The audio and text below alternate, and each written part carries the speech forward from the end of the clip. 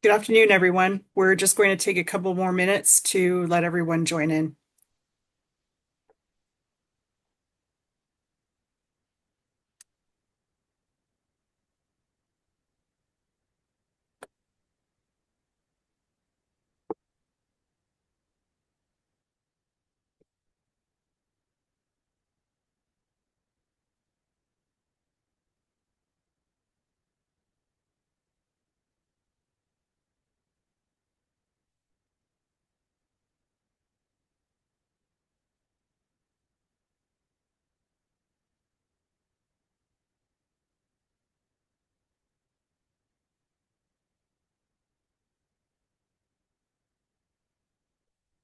Okay, it looks like the numbers of people have, we're going to get started.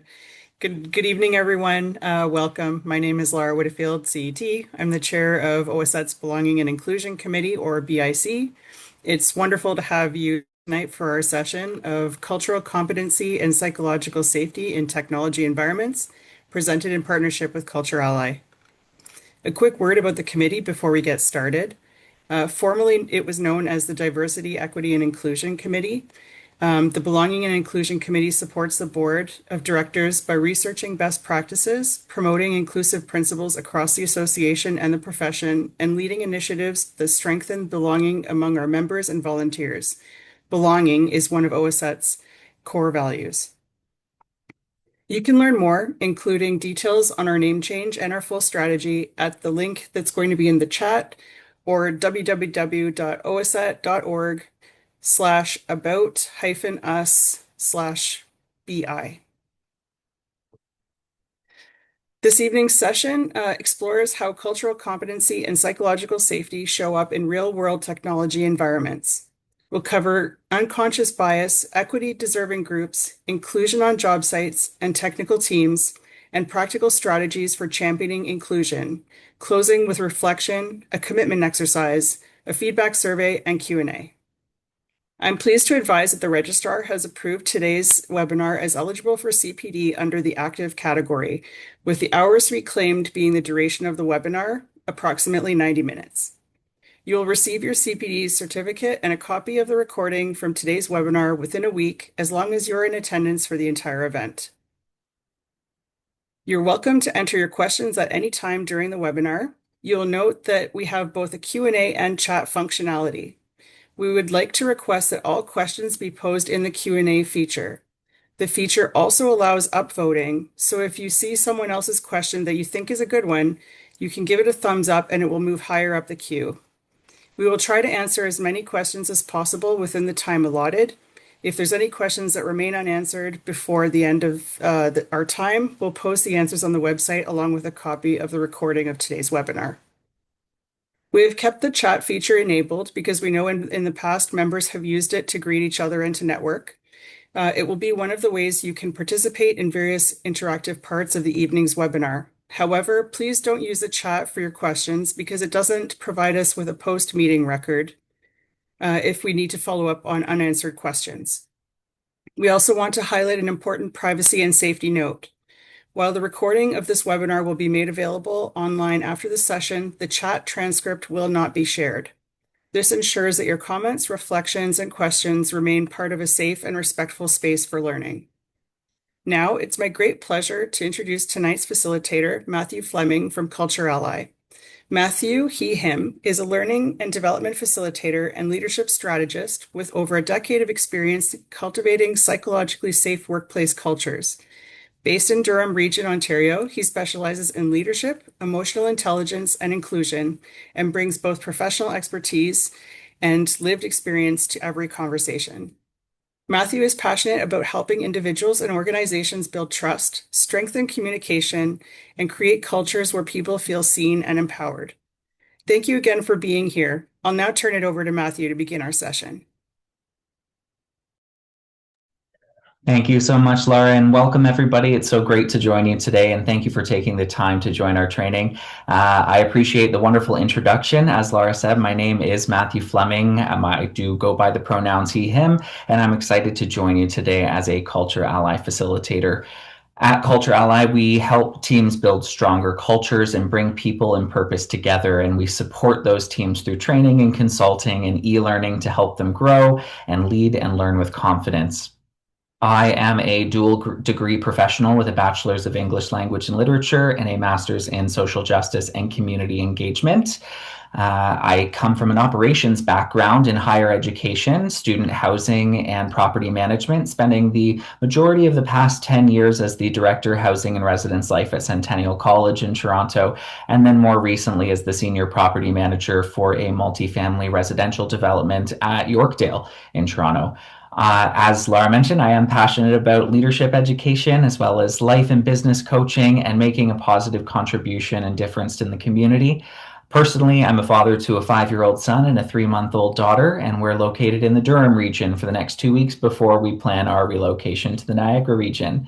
Today, I'm excited to expand on the first session that this group went through and to help create a space for meaningful conversation that help us all show up as our best selves. We also have Jake from CultureAlly, who you'll see active in the chat, answering questions and letting you know when it's time to join the Slido.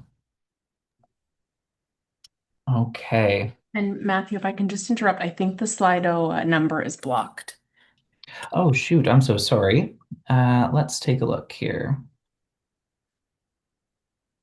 Jake, is that something that you're able to share with everyone in the group, the code?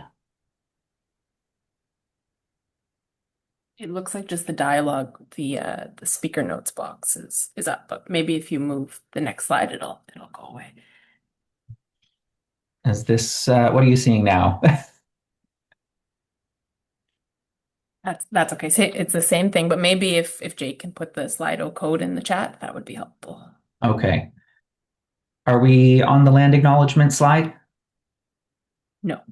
Oh. Okay, so we're seeing something different. Technical difficulties, folks. I apologize. I'm just going to reshare my screen here.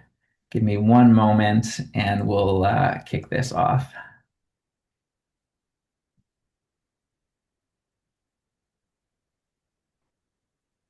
How are we looking now? Perfect. Now we can see the land acknowledgement. Wonderful. Okay, well, I would like to begin today's session by asking you to join me in this land acknowledgement.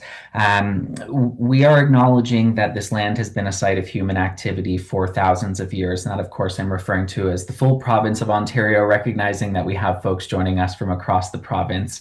We honor and respect the diverse Indigenous peoples connected to the territories which each of us is joining the meeting from today. We recognize the enduring presence of Indigenous peoples on this land and express our gratitude for the opportunity to live, to work, and to gather here. And we are committed to understanding and acknowledging the histories, cultures, and contributions of our First Nations peoples and strive to build positive and respectful relationships. And today, as we engage in our discussions and activities, let us carry forward this acknowledgement and commit to working towards reconciliation, understanding, and collaboration with the Indigenous communities in Ontario and in Canada, and to continuing the stewardship of the land that we all call home. Okay, so here's what we're going to cover together today. In part one, we will look at cultural competency and what it actually means and why it matters, specifically in the engineering technology context.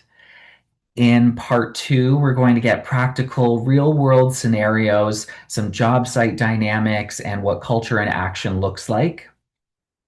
Part three will take us into psychological safety. This is the foundation that makes everything else possible on a team. And part four is about you and what it means to be a champion of inclusion and what it looks like in our everyday work. We will, of course, also close with a reflection and commitment and have time for a Q&A at the end. But before we get going, I want to take a moment to also acknowledge that many of you were here from the first session in the fall, Foundations of Belonging and Inclusion. Welcome back to those of you that are rejoining us again today. And for those joining for the first time, welcome. You don't need to have been at session one to get a lot out of today, where session one was about building the foundation, the the definitions, the frameworks, the language. Today, we're going to take that foundation and actually apply it. We're moving from knowing to doing. And another way of thinking about that is from principles to practice. So let's get started. Also, sorry, quick housekeeping item. A reminder that this session is being recorded. However, the chat log will not be recorded, so we recommend taking notes on any call outs in the chat that stand out to you. And during our time together, please do use the Q&A feature if you have a question or comment for me. And of course, feel free to use the chat to connect with your fellow attendees as well. You'll also be able to toggle on the show captions feature if that's helpful for you. And a few more on participation. We're asking everyone to put the multitasking aside today as much as possible. Of course, the more that you're present, the more that you'll get out of this session. And please participate meaningfully with empathy and respect towards the conversation. Assume that we all have good intent and lean into your curiosity rather than any defensiveness. This is a safe space for us to communicate authentically and a brave space for folks to ask questions they may have otherwise felt uncomfortable asking elsewhere. We're going to ask some of those reflection questions throughout for you to consider about your own experiences and perspectives. And of course, you're always welcome to share in the chat, but never required to. Okay, so let's go through some concepts today. Some may feel familiar and some may be new. Either way, I'd encourage you to approach this with an open mind and genuine curiosity. Our goal isn't to get everything perfect. Our goal is to keep learning.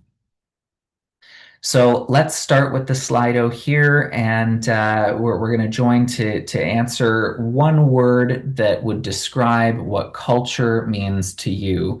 And Jake is in the chat sharing the information if you can't join through the QR code.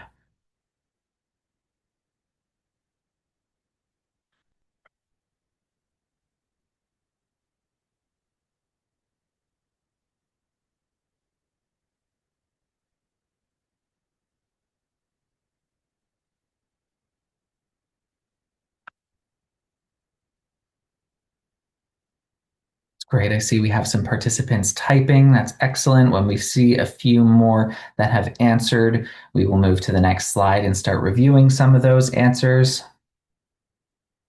No wrong answers here, of course. Just one word that describes what culture means to you personally. Okay, I'm starting to see a lot of answers coming in, so I'm going to move forward here to the next screen. This is great. We've got a word cloud going on. It looks like diversity, history is a big one, identity, family and community are really standing out. Acceptance is coming in big. This is great. I love to see this. Yes. Etiquette and tradition, inclusion, vibrancy. So many great answers in here. I love to see that. This again, there's no wrong answers, and these are all powerful ways that we as a community and within the context of society see culture. So this is wonderful to see. We've got a wide variety and diverse group of answers here. So wonderful. And I love to see the participation. We've already got, it looks like close to 70 answers of people coming in. And I know that we've got more in the chat and there's still folks actively putting in their answers. So this is wonderful. Thank you all so much for participating. Just in the essence of time and making sure we give everybody the opportunity to participate in not only our future Slidos, because we will have more throughout the presentation, but also for our Q&A, I am going to move forward. Now, before we define cultural competence, I want to ask, what do we mean by culture? So it can refer to the customs, arts, social norms, and products of a nation, people, or social group. It can also refer to the set of shared attitudes, values, goals, and practices that are generally held by a sector, an institution, or organization. And this is your workplace culture. Ultimately, the culture of the workplace shapes how people feel about working there and if they feel that they belong. Now let's take a look at a quick video, I should say, to help us see how culture shows up through small gestures and moments. And then I'll ask a couple reflection questions if folks feel engaged to respond in the chat after. This is how we greet in Ethiopia. Hola, Lynn. Hola, ¿cómo estás? ¿Cómo te ha ido? Salamna, Dina, Dana Darkway, Dana Mishaway. We greet each other. जब हम किसी से मिलते हैं तो हम नमस्ते करके मिलते हैं. Assalamu alaikum. Like Sikh people, they do like Sat Sri Akal. Unfortunately to say it, as cliched as it is, we do use g'day a lot, or mate. We're not particularly formal. Hola, estoy con amigos.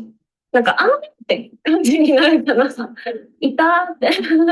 ก็ในไทยเราไม่ค่อยขยับมือกันเท่าไหร่ Man gibt als Erster die Hand, wenn man jünger ist. Hallo, mein Name ist das und das. Dann sagt man zuerst Hallo und wartet darauf, dass diejenige die Hand hat. คนที่อายุมากกว่าเจอพ่อแม่เจอคุณครูเจอคนที่เราเคารพด้วยก็จะแบบสวัสดีค่ะอย่างนี้ค่ะ Don, cuando tú estás hablando a una persona que es como más importante o está más arriba, buenos días, Don Pepito. Quelqu'un qu'on connaît, que ce soit un homme ou une femme, on fait la bise. Questa era, come dicevo prima, i baci sulle due guance, che è il tipico saluto, soprattutto. Quatre. When the person continues, so it's rude to say no, okay, no, you continue until he stop. Mais quatre, c'est vraiment très très long. 就不亲吻，因为在中国，就是如果两个女孩亲吻或者两个男生亲吻的话，会认为是一件很奇怪的事情。Depending on who it is, a hello, a smile. Generally, I give hugs. On se prend pas du tout dans les bras. C'est quelque chose d'assez intime en fait. On le réserve qu'aux amis proches. だからってね、こう、ハグしたくない人に対しては、別にこう、無理やり、ハグするっていうこともしないですね。I think hugging is becoming a really big thing. Like just even amongst like guys, yeah. แต่ว่าถ้าเจอเพื่อนปกติเราจะกอดกันมากกว่าค่ะ เพราะว่าส่วนตัวก็อยู่ในสังคมหญิงล้วนมาตลอดโดยคนก็จะเพื่อนผู้หญิงของเราเองกอดทุกคนกอดกัน แต่ถ้าทักทายก็เพื่อนผู้ชายหรืออย่างอื่นก็คงโบกมือกระมังคับแบบเป็นไง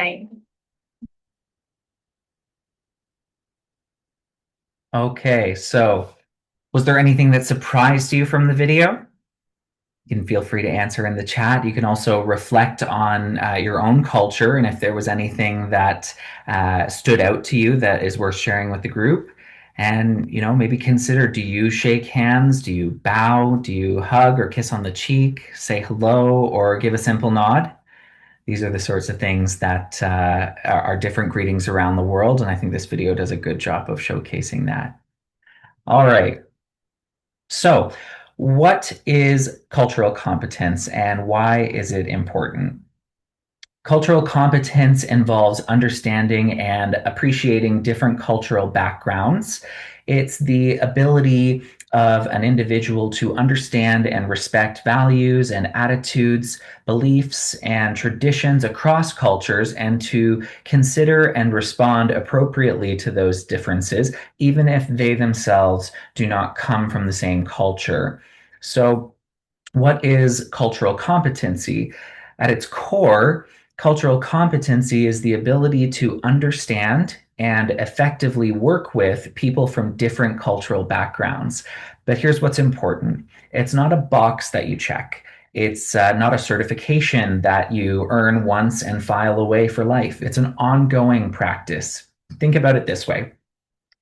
Being culturally competent is like being a good communicator. You're never done. The context just changes, the people change, and you keep growing. And I want to be upfront. I'm not standing in front of you today as someone who has it all figured out. I'm someone who's on the same journey, and I'm genuinely learning from the people in rooms just like this one. So what does being culturally competent help us with? Well, we develop the skills needed to navigate and communicate across diverse cultures. It also means the ability to engage with diverse individuals in a respectful and knowledgeable manner. It helps us to build positive relationships, which reduces conflict and drives employee engagement. And it also promotes inclusion and feelings of belonging, helping with employee performance and retention, which are key concerns for managers and senior leadership. And as you can see, being culturally competent is an important skill for today's global and diverse workforce because of the positive benefits that come through and are experienced by each organization when we have a culturally competent workforce. So why does this matter specifically for your community?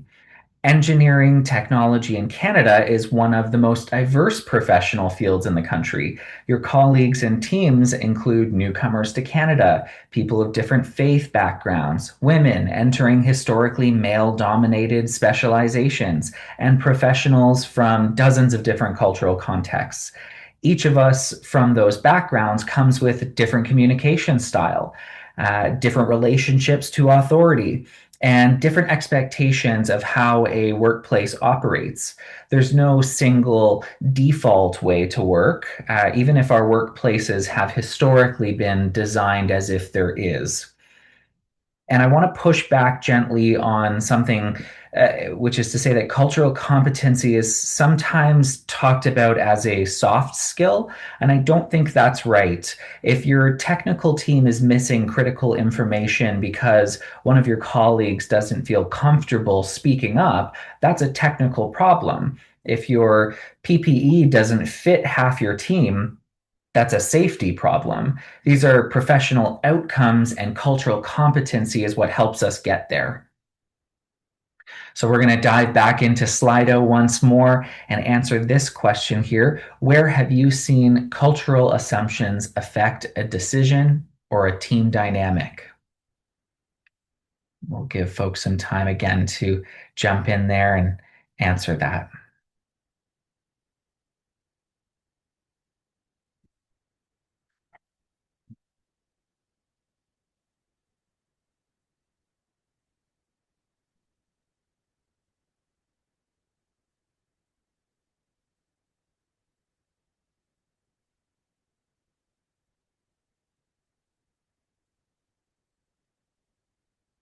Great. I see some folks have already got their answers coming in, and there's more typing. Again, this is your personal experience. Where have you seen a cultural assumption affect a decision or a team dynamic?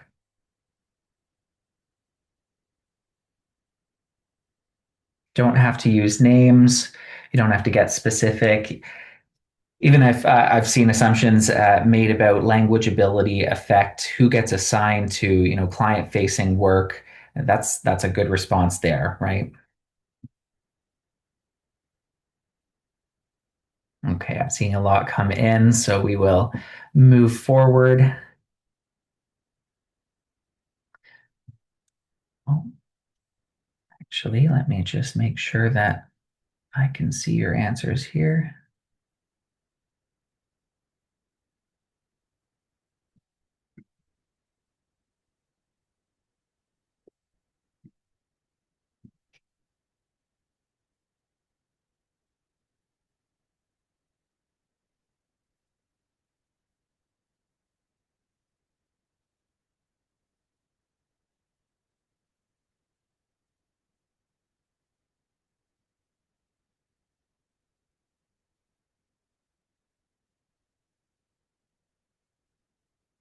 Okay, having a little bit of difficulty with the Slido, so we will proceed forward, but we can come back to that at the end of the session.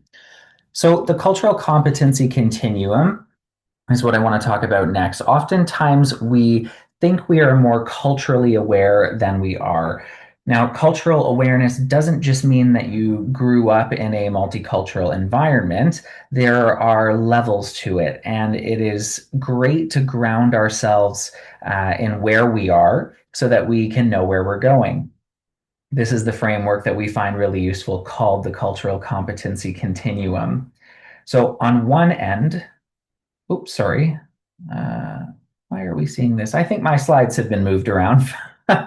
Sorry about this, folks. Let's stick here. I'm going to go back to my notes here. And so on one end, we have the cultural destructiveness, actively causing harm through cultural differences. Moving along, cultural incapacity is when well-meaning people or systems are reinforcing inequities without actually realizing it. Cultural blindness is one of the most common places where people sit.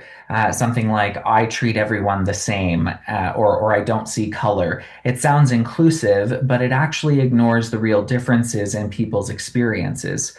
For those of you that were in session 1, you'll remember the conversation about equity. So treating people equally isn't the same as treating people fairly. And then we move into pre-competence, which is starting to recognize gaps and working to address them.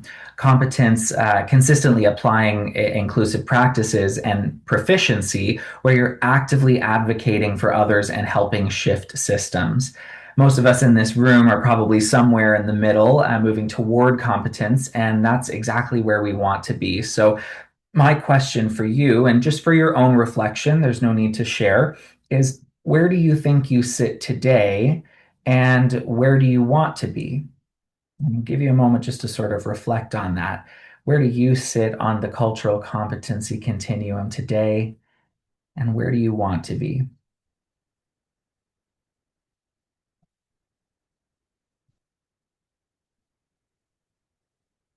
We've got level 1, level 2, and level 3.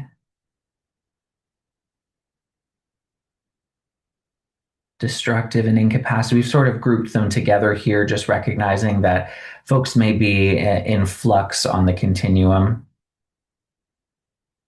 And just remember as well, these are confidential responses, so we won't know where you scored yourself. Please be honest with yourself. It'll help us, again, understand where our understanding is at as we move through the conversation.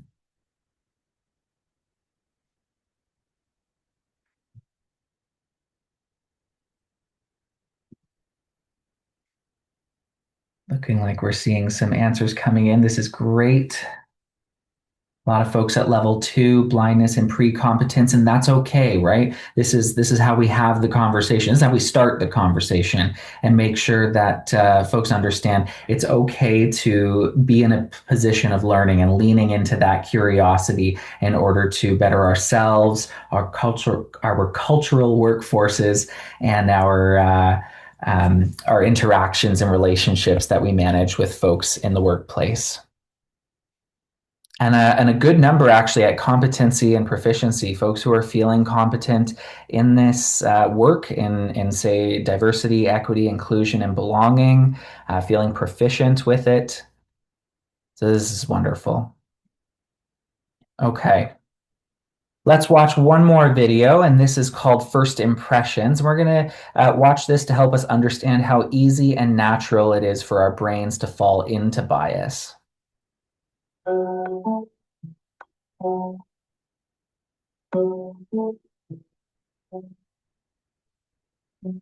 Psychologist Alexander Todorov has discovered the mathematics underlying our first impressions. Using data he's collected from thousands of people at Princeton University, Dr. Todorov has built a computer program that can pinpoint the very parts of a face that trigger our gut instincts. That is, whether someone looks aggressive, introverted, attractive, and so on. See for yourself. As quickly as you can, answer this question. Which of these two people is more trustworthy, A or B? And what about from this pair? And this one? This probably wasn't hard. And in fact, you could have done it even faster. Here's Dr. Todorov. You don't need more than 160 to 100 milliseconds to get pretty much the same first impression you will get from the limited time. This was Dr. Todorov's first finding, that first impressions are fast. The second finding is perhaps even more surprising. Almost everyone sees the same thing. Consider the faces you just saw. If you're like the majority of people in Dr. Todorov's studies, these are the ones you chose as being more trustworthy. And what about competence? Just look at this face created by Dr. Todorov's software. The changes to this face are small. The tilt of the mouth, the size of the brow, the distance between the eyes. And yet, taken together, these features trigger a judgment. If we're honest, we'll admit that this face seems to be gaining and losing IQ points right in front of our very eyes. We're all familiar with sayings like, don't judge a book by its cover, but we do. And Dr. Todorov's studies show this too. We did some studies presenting participants faces of politicians, and it turns out that using judgments of naive participants, we can predict about 70% of the electoral outcomes. In a nutshell, politicians who happen to look more competent than their rivals are more likely to win in the elections. Okay, so what are some of your thoughts? I'd love to see in the chat. How are folks resonating with this?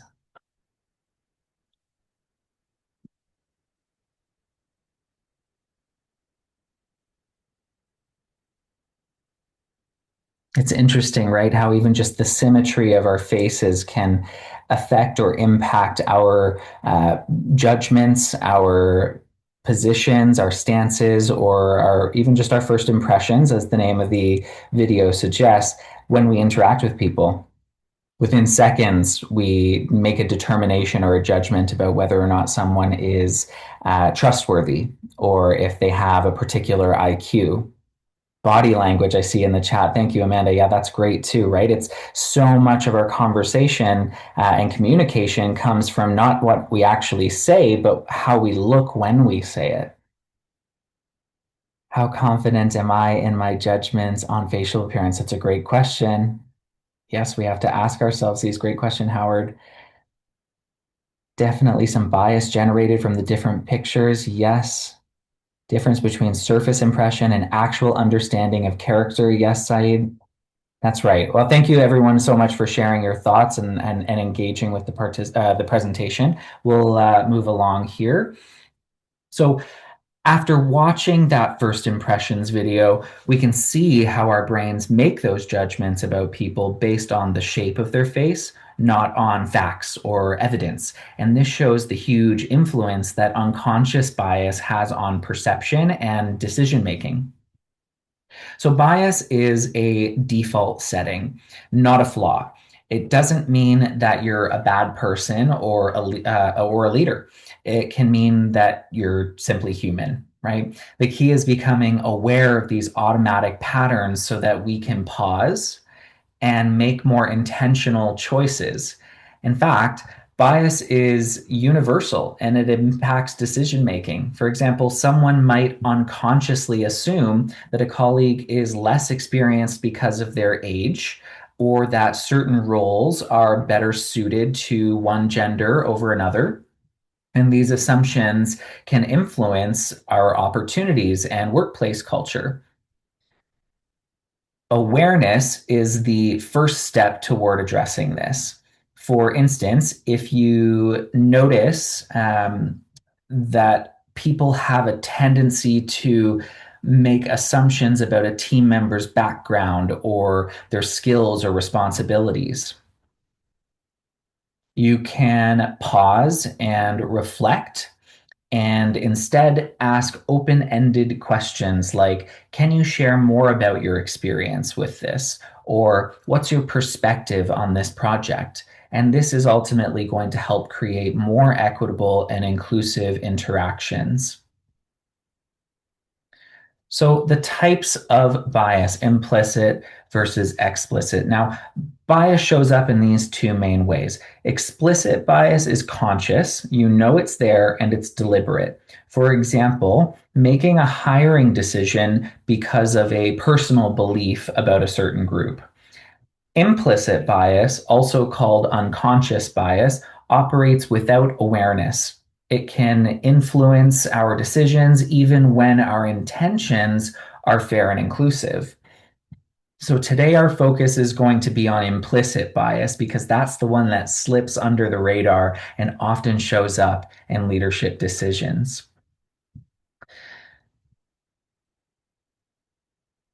Okay, so here are 5 common types of biases that often show up in the workplace. The first is affinity bias, also known as similarity bias. It is the tendency to warm up to or favor people like ourselves who share similar interests, backgrounds, or experiences. The second is the halo or horns effect. We have a tendency to think everything about a person is good or bad because you like or dislike that person. A halo effect bias is when our positive impressions of people positively influence our feelings in other ways. We may overlook red flags because of one trait that we're impressed by and not actually be evaluating on the needed qualifications, such as being funny or charismatic. And then the horn effect bias is when our negative impressions of people in one area negatively influence or tint our feelings in another area. So we may overlook objectively good things because of one trait that we didn't like or we couldn't relate to. And a good example with this, particularly in today's younger generation and workforce, are things like tattoos in the workplace. Stereotype is our next bias, which is a tendency to form stereotypes and assumptions about certain groups that make it impossible to make an objective judgment about members or folks from those particular groups, boomers, Gen Z, that sort of thing. And the other here is groupthink, when the desire for alignment and harmony overrides critical thinking. If no one objected, it must be right. You can have more than one bias in a situation, and they can operate independently and concurrently. So, bias in decision making. Though bias is often unconscious, as leaders, we need to be aware of how it shows up in our decision making and how it impacts our teams and the culture.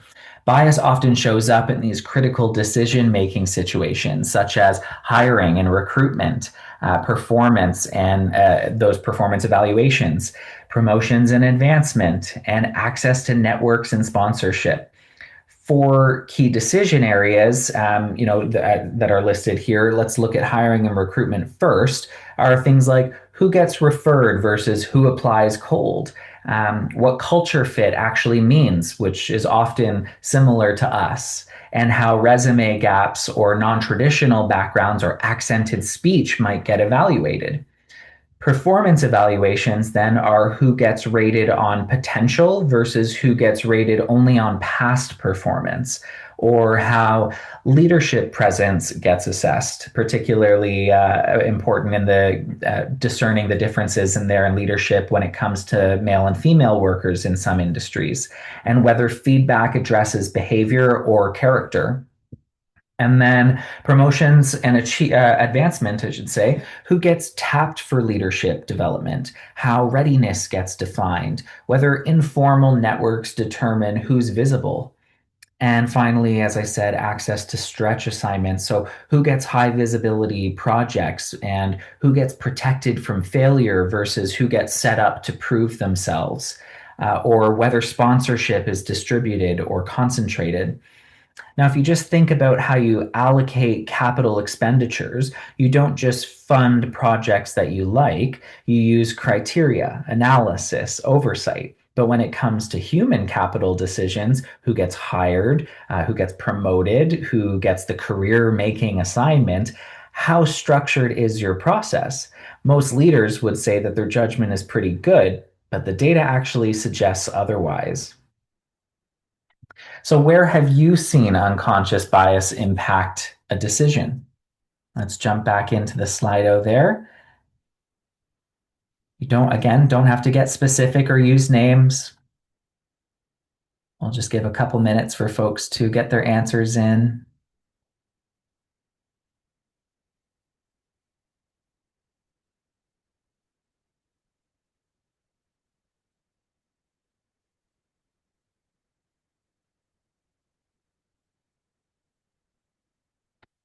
Seeing some come in the chat as well. Folks might not be able to access the Slido, and that's okay. If you're more comfortable putting your answer in the chat, we can look there too. So I'm seeing promotions, job duties, training, Tasso said, in the hospital, I can imagine this would certainly be a location where unconscious bias could impact decisions. Yeah, almost everywhere. Saeed there said, almost everywhere. Yeah, unconscious bias impacts decisions the world over. Upinder said, in hiring, yes, and at the workplace, emergency room, in sports, in promotions, and layoffs, absolutely. Yeah, these are all great answers, folks.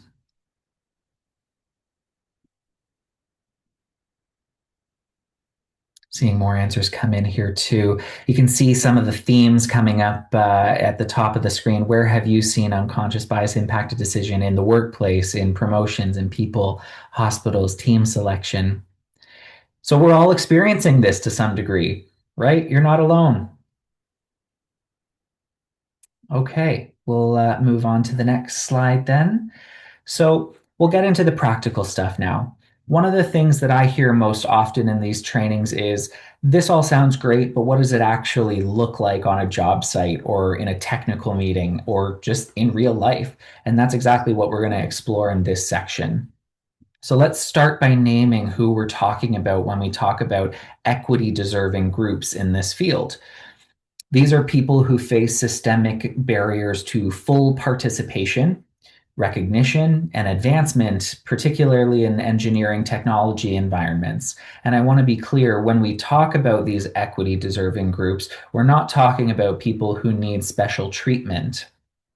Okay, we're talking about people who, due to these systemic barriers that have nothing to do with their ability, face a harder path. The goal of inclusion isn't then to lower standards, it's to remove the obstacles that were never fair to begin with. So I'll give you a concrete example.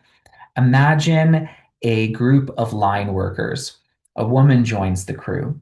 Some members of the team are uncomfortable. Small things start to happen. She's left out of informal conversations. Information doesn't quite reach her in the same way. And her suggestions are acknowledged and then immediately moved past. No single incident is egregious, but the cumulative effect, she doesn't feel like she belongs on that team. And eventually she leaves. And that's the cost of not addressing this. And it's entirely preventable. So this is where it gets really tangible. PPE, or personal protective equipment, has historically been designed for the body of a 6-foot white male. That is not a metaphor, it is a design fact. When the equipment doesn't fit a smaller body, a woman wearing a hijab, a worker with a prosthetic, or someone with a different build, it doesn't just feel uncomfortable, it actually creates genuine safety risk. Okay. Another example here, if there are no washroom facilities that work for everyone on a job site, if there's no space for someone to pray during their break, if emergency procedures are not posted in languages that everyone can read, these aren't small inconveniences. They can be viewed as systemic messages about who this workplace was designed for. Safe, functional workplaces for everyone should be the standard, is what we're trying to get at here. Okay, in session 1, we talked about inclusive language, the words we use and the assumptions embedded within them. But today I want to zoom out and talk about communication styles more broadly. Different cultures have different norms around how you communicate with authority. In some cultures, disagreeing openly with a supervisor is completely normal. And to be expected, whereas in others it would be considered deeply disrespectful, even if you have important information to share. In fast-paced technical environments, those differences can mean that a quiet team member, someone who may have the exact piece of information that actually prevents an error, never says it out loud. A few things that make a real difference are don't interpret silence as agreement or as a lack of ideas. Ask directly. If someone struggles with English, focus on what they're communicating, not how.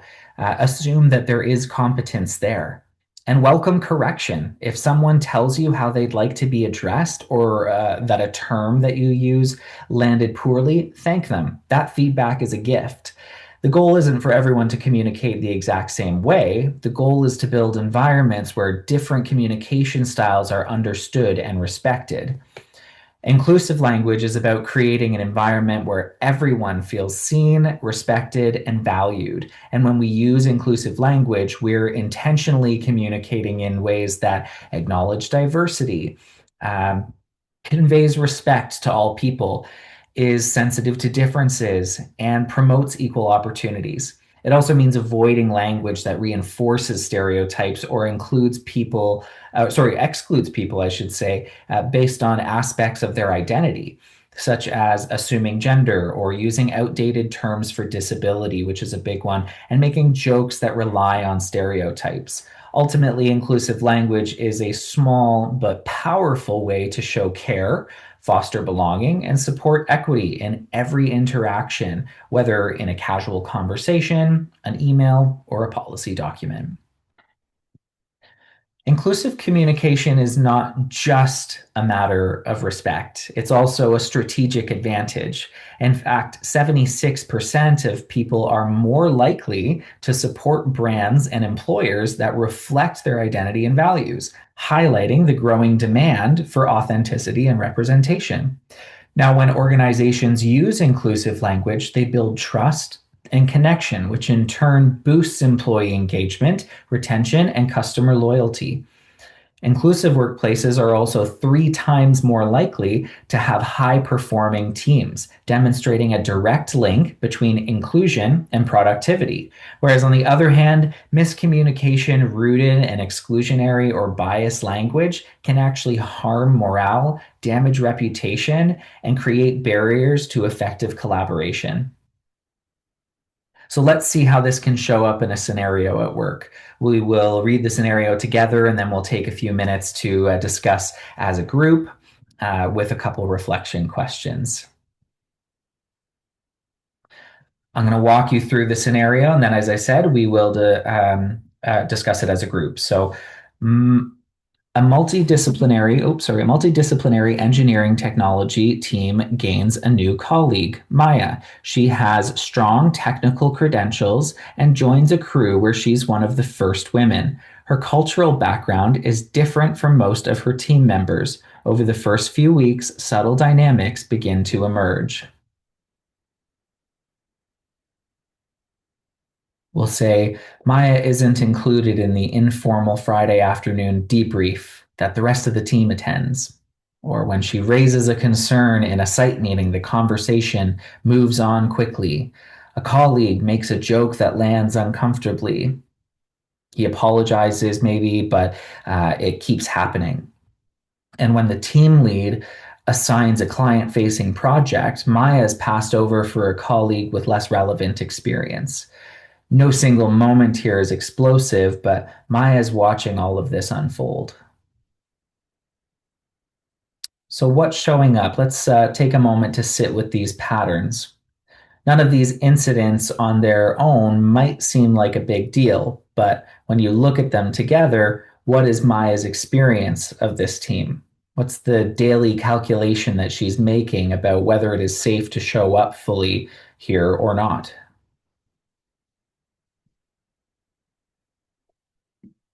Okay, so we can discuss in the chat there with reflection questions what exclusionary behaviors are showing up, what may the impact be on Maya's psychological safety and willingness to contribute. I can take a few responses from the chat or the Q&A. Insensitivity to her culture. Yep, Matt, absolutely. The Old Boys Club. Yes, classic in the patriarchy. Not a conducive environment in which to exist and contribute. Thanks, Darren. Social isolation. That's right, Andrew. Ignorance. Learn and adopt culture, both group. Yeah. Lack of respect. Maya does not have a chance to show her knowledge that she might have. Exactly. And that's a technical issue, as we talked about, right? Very good. Yeah, interruptions, being passed over, uncomfortable jokes, these are patterns, not isolated incidents. And the cumulative effect is what matters. Maya's doing that constant calculation. Is it safe enough to speak up? And the answer is starting to be no, as we can see from the communication in the chat here. The concrete shifts that we can do are to explicitly invite her to the Friday debrief or have a private conversation with the colleague that made the insensitive or uncomfortable jokes, and ask the team lead to revisit how assignments are being made, right? Welcoming everyone isn't a feeling, it's a set of specific, repeatable actions. Okay, now what could a team lead or colleague do to shift this dynamic? I know I've given a couple examples here already, but we will give folks the opportunity to share in the Slido. I know Jake has just shared in the chat there, or you can answer directly in the chat if you prefer.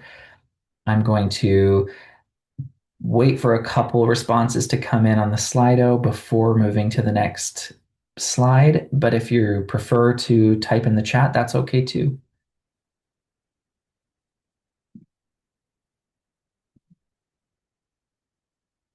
Coaching with Maya and the team, cultural training, team bonding often. Yeah, team bonding I think is so important, and creating team spirit. If you don't have a unified or united front with your team, how can you possibly expect to work towards the company or organization's daily mission, vision, and values? Right? Ask Maya what she would like to do to help. Force inclusion, yeah. We could make sure everybody's inclusive and being engaged. I think sometimes folks who have the wrong mindset or the wrong attitude about being inclusive might then become disengaged themselves.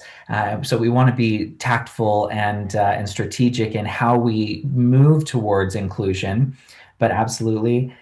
Speaking up, yes, arranging more interaction between groups, giving empowerment, call out the off-color jokes. I'm such a big fan of this particular approach. I mean, if we allow something to happen without calling it out in the moment, even if we call it out later, we didn't set a precedent for the rest of the folks in the group or on the team to let them know that we don't tolerate off-color jokes or insensitive comments on our team, right? And that's an organic way that we can move towards inclusion and belonging. And I think Maya would appreciate something like that too, right? It shows that we have a standard of communication and expectation, and that the team lead is setting that quite explicitly by calling out that kind of communication.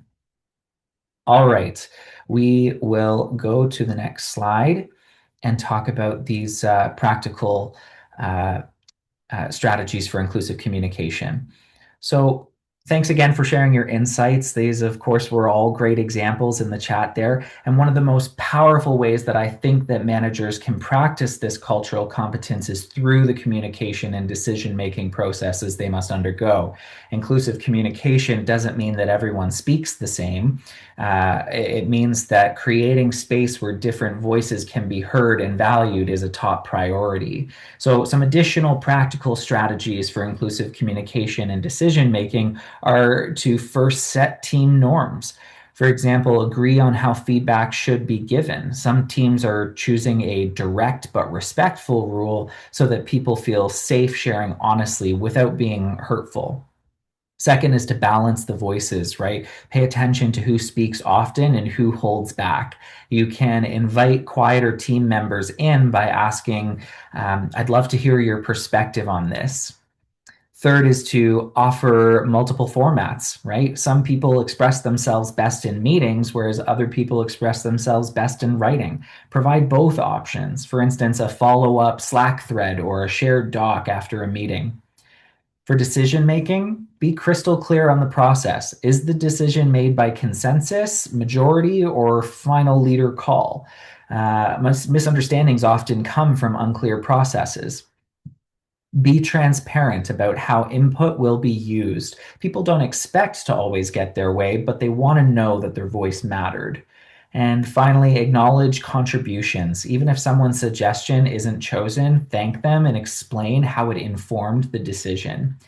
When we combine clear communication with transparent decision making, we reduce the chance of misunderstandings and increase trust across culturally diverse teams. In session one, we talked about inclusive language, the words we use and the assumptions embedded within them. And today, as I said, we're zooming out to talk more about those communication styles more broadly, which takes us to psychological safety. Now, we've been talking about culture, and now we're going to talk about the internal environment that makes culture change and our communication styles change possible, or what makes it impossible. Psychological safety is one of those concepts that almost sounds too simple, but the research on it is genuinely compelling, and I think that you're going to recognize it immediately from your own experience. So, psychological safety was defined by Dr. Amy Edmondson at the Harvard Business School, who originally studied it in hospital teams, looking at why some teams reported more errors than others. The counterintuitive finding was that teams that reported more errors weren't making more mistakes. They were in environments where it was actually safe to report them. That is psychological safety. It's the belief that if you speak up and ask a question that might seem basic, raise a concern, or make a mistake, you will not be punished, ridiculed, or excluded for it. And I want to be really clear about what this is not. Psychological safety is not about making everything comfortable. It's not about avoiding conflict or hard feedback. Some of the most psychologically safe teams have very direct, challenging conversations. What makes them safe is that those conversations happen with respect and without consequences for the person who spoke up. Think about a team you've been on where you felt psychologically safe. What was it that made you feel that way? Now, here's where it gets specific to your context. Technical and engineering environments have some particular dynamics that can make psychological safety harder to achieve. Many engineering and construction cultures have strong hierarchies. There's an expectation that you defer to seniority. That's not inherently bad. Of course, experience matters. But when it comes to, or when it becomes rather, you don't question the person above you, it means important information stops flowing. There are often strong norms as well about what it means to be competent and tough in these environments, and admitting uncertainty, asking for help, naming a concern. These can all feel a little risky. Some additional barriers include language barriers, and these add another layer. When English isn't your first language, the effort required to participate in fast-moving technical conversations is much higher. And then there's the very real fear of being labeled or of retaliation. If you speak up, will you be seen as difficult? If you name something exclusionary, will you be told you're being too sensitive? The research is very clear. The most powerful predictor of whether a team is psychologically safe is not its policy or its values statement. It's the behaviors of the leader. How does the person at the top respond when someone speaks up? Do they listen? Do they act? Are there consequences? That sets the tone for everything. We can all probably see where in the past these barriers impacted our decision to speak up or call someone in when, for whatever reason, it didn't feel right to do so. Okay, we're going to head back to Slido again. So let's spend a couple minutes on this one together. Think of a time where you felt genuinely safe on a team, right? Safe to ask a question, safe to flag a concern, or to admit that you didn't know something. And what did that look like? What did someone do or say? I'll give a couple minutes here for folks to think about their answers, get those in the Slido, and then we'll review.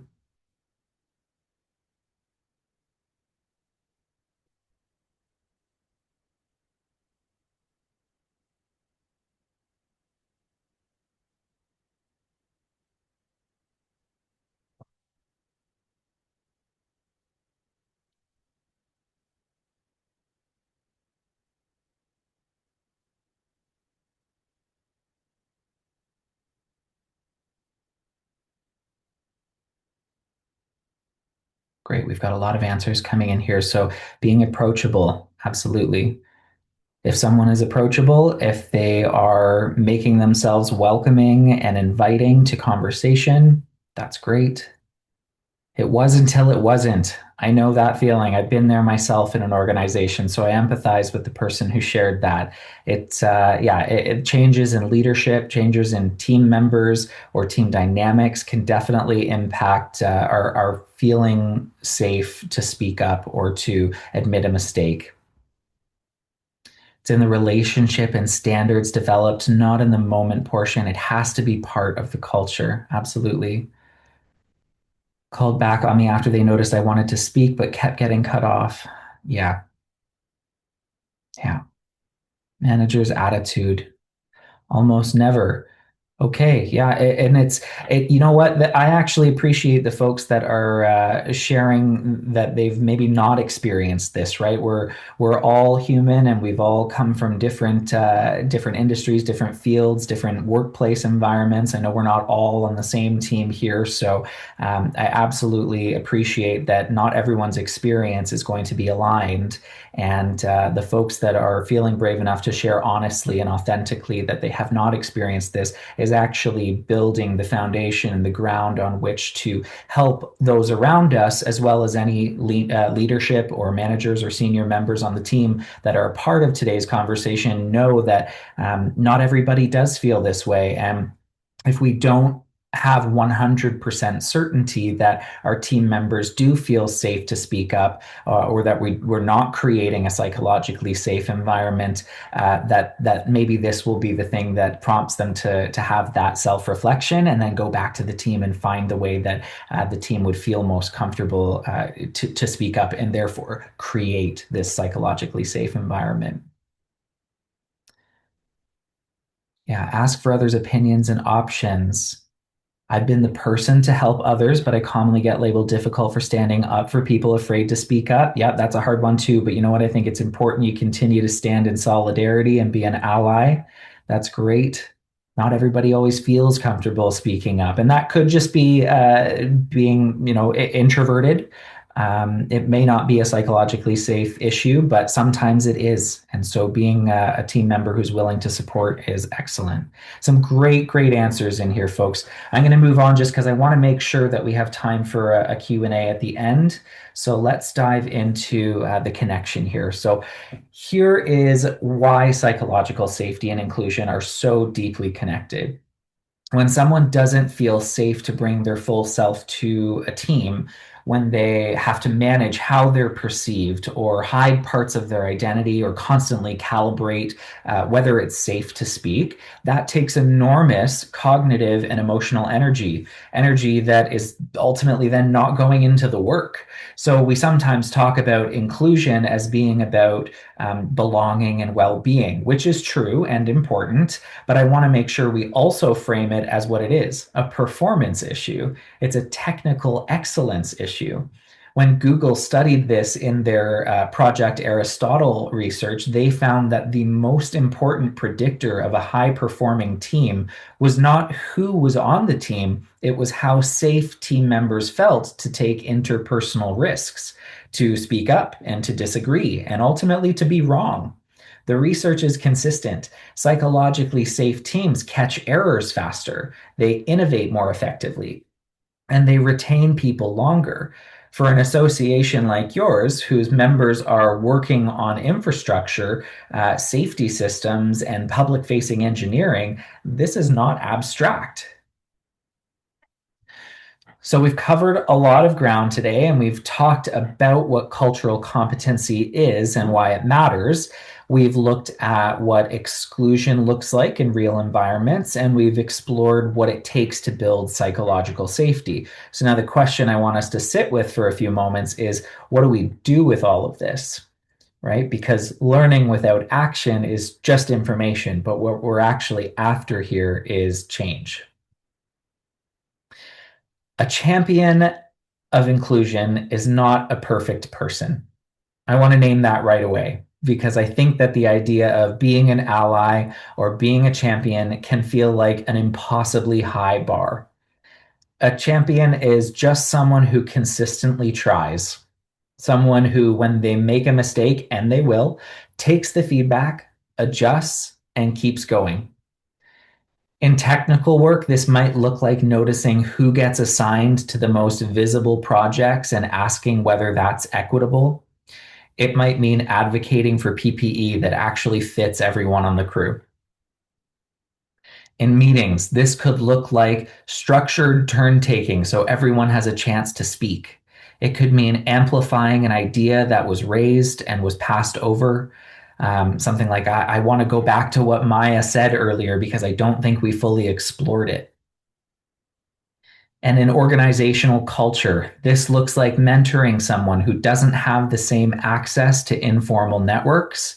And it means calling in a colleague privately and respectfully when something they said landed wrong.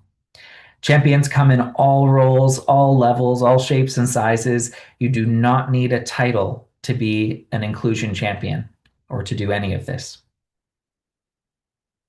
One of the most powerful tools in the Champions Toolkit is the distinction between calling in and calling out. Calling out is public, naming something harmful in the moment in front of others. It takes courage, and it's sometimes the right move, especially when someone is being directly harmed. Calling in, on the other hand, is private. So taking a colleague aside and coming with curiosity rather than accusation, and opening a conversation. In environments built on long-term working relationships, which job sites and technical teams very much are, calling in is often more effective. So here are 2 quick scripts that actually work really well. I don't think that landed the way that you meant it to. Can we talk about that? This opens up a door for conversation without an accusation. Or, hey, I noticed you didn't get to finish your point. What were you going to say? That's for the person who was interrupted, a small act that says, I saw what happened and your contribution matters. The key message is that you don't have to do everything. Pick one thing and do it consistently, because that's what champions do. Okay, when we talk about cultural competence, we're really breaking it down into a few key areas that work together. First up is awareness. This means we need to start by looking inward, recognizing our own cultural worldview and understanding and how those shape our preferences and our biases. Next is attitude. Openness and acceptance are crucial. Being open to cultural differences shows respect. Then comes knowledge. This is where the fun part begins. It's about learning, genuinely learning, and doing so about the different cultural practices, the values, and norms. And finally, we have skills. And of course, this is where it all comes together.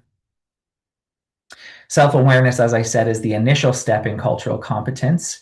So what is your cultural background? How does it shape your views of the world? Right?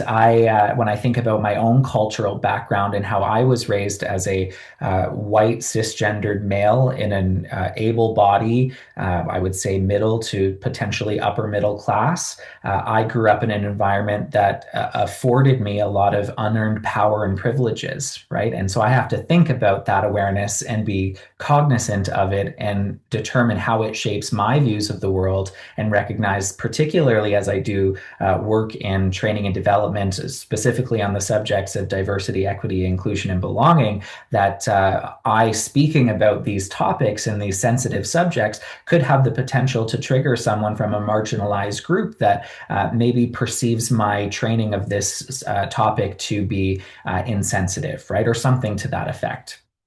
Looking inward is vital here, ultimately, recognizing how our cultural worldview has shaped our biases about people and what's normal or acceptable.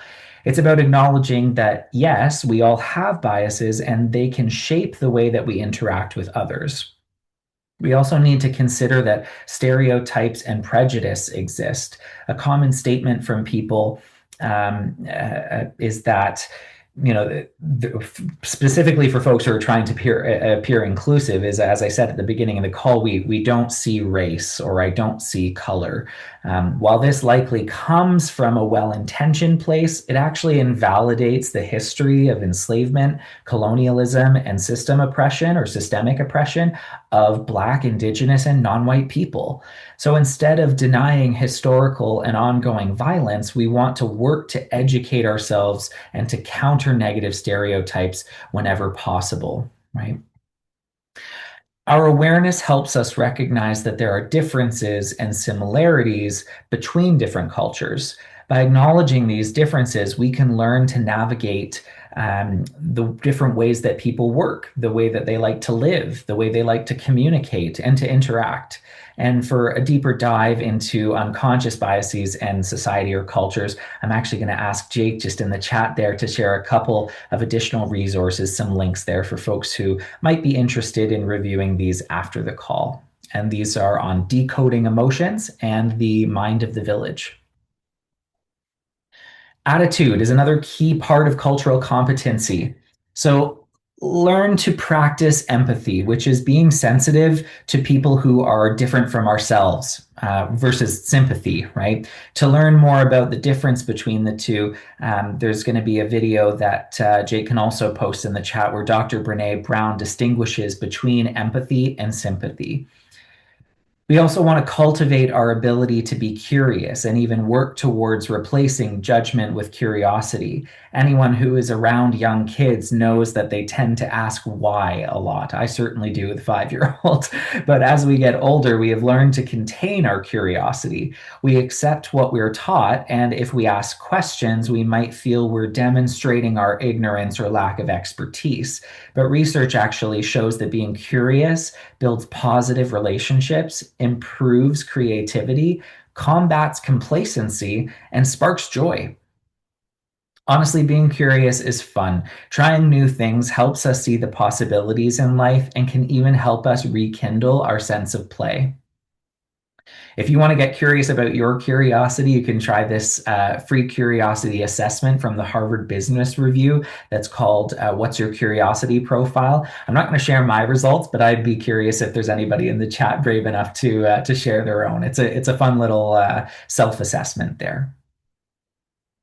Okay, so to get to know the cultures within your workplace and of your partners and clients, do some research. Try different forms of media, movies, podcasts, or shows from different cultural perspectives. Go to local food and cultural festivals and just try new things, right? At work, provide opportunities for people to share their cultural practices if they're willing. Host events and celebration at different times of the year. To avoid tokenizing people, we want to invite people to share if, and I think the emphatic word is if they want to, and to act as an ally if you're not part of that group. Ask permission to share something that is not from your culture. Workplaces should accommodate cultural needs. For example, do you have, say a Muslim employee who observes Ramadan each year? This means they might be fasting during the day for a month. Consider offering flexible working hours and locations as well, if possible. Set up prayer spaces for staff of all faiths and share information and training on being inclusive of all religions. A key part of cultural competence is navigating communication barriers and bias. Nonviolent communication provides a good framework in 3 parts. So first we have observations. This means stating what we see and hear without making judgments or interpretations. For example, instead of saying, "You're always saying it the wrong way," you could say, "I noticed that you use a different term than I'm used to, and I feel confused. Can you help me understand it?" Next, we have feelings. By acknowledging emotions, we can communicate more authentically and connect with others on a deeper level. And we can also let go of our emotional need to be right in every situation. And lastly, we also want to be clear on our needs and motivations. Notice how the phrase emphasized my motivation was to understand, not to be right, right? And remember that communication is multifaceted. We need to be mindful of the words that we choose, as well as our tone and volume. As we've talked about in a couple of the Slidos, communication is also nonverbal. Our body language and facial expressions shape how our message will be received. And communication is also cultural, meaning that social norms and etiquette differ. For example, some cultures and personalities would consider direct eye contact as rude, where others actually view it as showing engagement. And we're down towards the end here, but I'm going to have you join Slido one more time. Let's spend a couple minutes on this one as well. What's one action you could take in the next 30 days to improve your own cultural competence? So now we start getting into that accountability piece. We want to think about, what does it look like and what might someone do or say in response to your action, your one action in the next 30 days, the next month, to improve your own cultural competence. How does the workplace start to change and what does it feel like?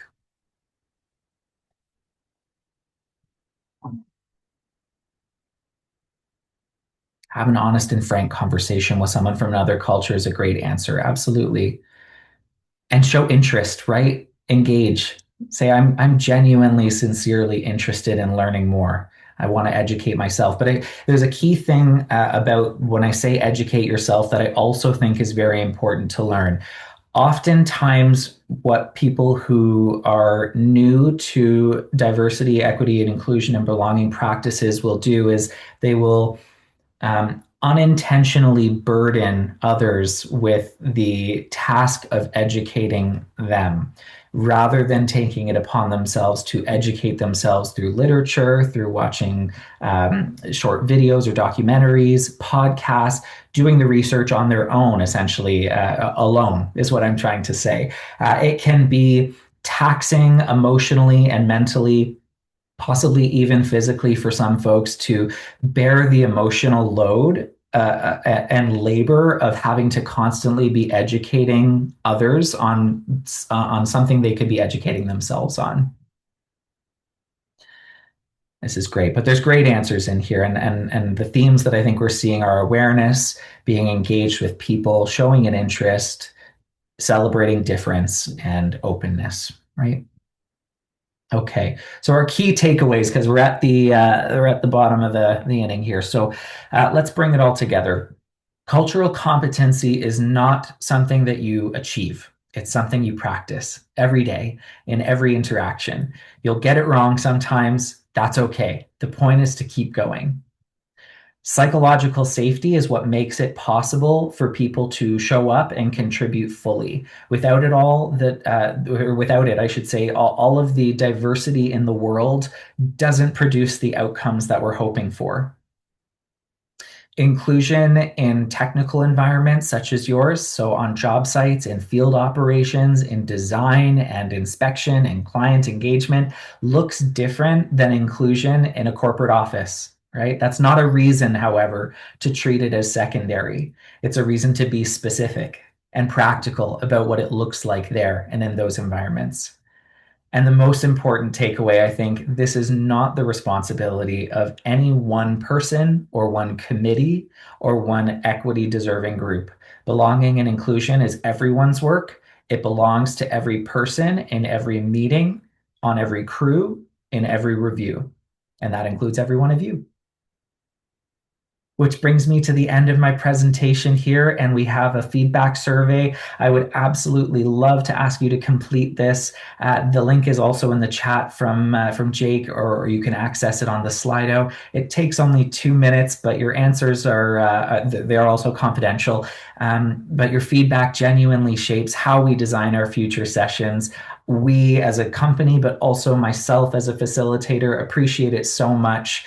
Perhaps I'll defer to Lara or to Elle if we're also going to pause the recording now, but I'd love to keep the floor open for questions. I know that there has been a few in the Q&A that I haven't had the opportunity yet to dive into, but I will stop sharing my screen in a moment. I'll just give folks another couple minutes here to grab the QR code or the Slido code before I stop doing that and participate in that survey. It helps me improve as a facilitator, so I would be very grateful if you would take the time to do that.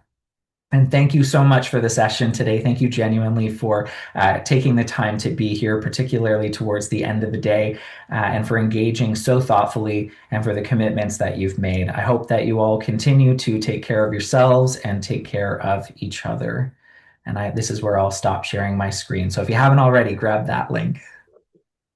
Thank you so much, Matthew. What an incredibly rich and practical session. The tools and frameworks you've shared will be valuable, not just for our members personally, but also the organizations and industries that they work for every day. We'll now move into our Q&A. We have a few minutes left in our timeline, and I see we have 2 questions so far in the question and answer. So I will go ahead and read the first one. How do you respectfully rephrase, "I don't see colors when I see people, I see individuals," to reflect, excuse me, to reflect that you respect everyone irrespective of their diversity? Mm-hmm. It's a good question. I think I think it's okay in this particular scenario to call out and this is where, we come back to calling out and calling in. I think it's okay to call out in this scenario publicly so that we set and establish a precedent that making a statement like that, while well intended, is actually minimizing or devaluing the history, as we talked about on an earlier slide, the history that of enslavement, of systemic oppressions, and of various improper practices, we'll say, just both when you're looking with a magnifying glass as well as at the bigger picture, is doing when we say comments like that. I think it's okay to call that out and point out that we actually should see the color and the difference that people have experienced, because each individual unique experience is just that. It's unique, and we can't simply generalize or broaden and stereotype, or sorry, not stereotype, but rather say, I'm not going to see that because it inconveniences me to acknowledge those things. Thank you. That really good thoughts. This sounds like a really interesting question. I'm interested to hear your response. How can organizations measure whether their cultural competency and inclusion efforts are actually improving team performance and employee well-being rather than just meeting policy requirements? Oh, great question, loaded question. And I don't pretend to have all the answers. I think that my personal approach, and so you have to take it with a grain of salt here, is to connect with your human resource team or your people and culture team to let them know that it's important to you as an individual. And if it's important to you, it's likely important to others, that we find a measurable way to track progress and to set timelines or deadlines by which to have follow-up surveys. Because I think if you survey someone once to garner their impression as to where the team is at in terms of cultural competency, but you don't follow that up in a month's time to see how we've taken the data, we've analyzed and interpreted it, and then we've taken meaningful action to change or alter or revise our approaches to cultural competency, then a month's time, or sorry, I should say in a month's time, you're not going to see the numbers change. The data won't change. But if you're doing the follow-ups and you're making it a point with your people and culture team to follow up, you can actually start to see in the measurement. That's how it goes from being qualifiable to quantifiable. I hope that helps answer. I know it's not a perfect answer, but it's a big question. It's an important question, but I think that lies with most folks, people and culture teams. Awesome. So I see we have 5 minutes left. We have 3 questions in the question and answer. And I think Elle pointed out that there's one other question. So I'm not sure if we're going to get to all of them, but we'll see what we can do. Maybe 2 more. The rest we'll have to follow up with. So the next one is, how do we ensure inclusion without creating unintended inequities among employees? How do we create inclusion without, sorry, could you repeat the last Without one? creating unintended inequities. I think I understand what they're saying, that without I think tipping the table too far in the opposite direction. Yeah, we don't want it to become tokenism. We don't want it to become, we have a box to check and a quota to fill. We don't want our efforts to appear performative and as though we're simply doing it because then we can say that we do it on our website or in our, our mission vision statement. I think that doing the work has to come from a place of personal authenticity and sincerity. If we're not being genuine in our approach to the work, it does appear performative, and that's how it's going to feel to the people around us. So it's not a perfect practice to have policies in place without actually hiring the people and developing the people that are already on the team towards this goal, towards this objective. If we, and that's where the hiring practices and promotional practices and how we're not just how we're promoting our leaders, but then also how our leaders are promoting the teams. I think that goes a long way. It's kind of becomes 360 at that point, and creating those environments of inclusivity without, as you said, tipping the scale too far to the other side and then it resulting in these inequities. I think you hit on something earlier in the presentation about that it's not trying to make it easier for, like, it's not to give groups an advantage over everybody else. It's removing the barriers on the way, I think. So by doing so, I think if we manage to make it as fair and balanced as possible, I think we can avoid those, singling out or elevating any one group on a pedestal. Mm-hmm. Mm-hmm. I think even just to, I know you have another question there, but just to expand on this, because I did see that we had an anonymous Q&A come in from one of the Slidos. It was why no mention of age bias on the slide of groups experiencing bias. And I think that's important to note as well. We constantly require feedback, and that's exactly the good kind of feedback that we need to help develop our own presentation and acknowledge that age bias does come in, both for folks who may be newer in their career, so a younger age bias, but especially so for folks who are in an older demographic, who may be looked over for, oh, well, they might not have technical skills or computer skills, or they might, it's going to take them longer to do what this younger person can do. And so I do see examples of things having gone both ways. And I see that, I've seen that personally in my own career, but that's sort of builds off of avoiding the inequity creation is by constantly receiving feedback and desiring it and soliciting it. So to the individual that shared that piece of feedback, thank you as well. All right, so I think that pretty much takes it to the end of our time together. Thank you, everybody, for so many questions. Thank you, Matthew, for your presentation. We weren't able to get to all of the questions that were noted. I saw there were a bunch that came in sort of in the last couple minutes.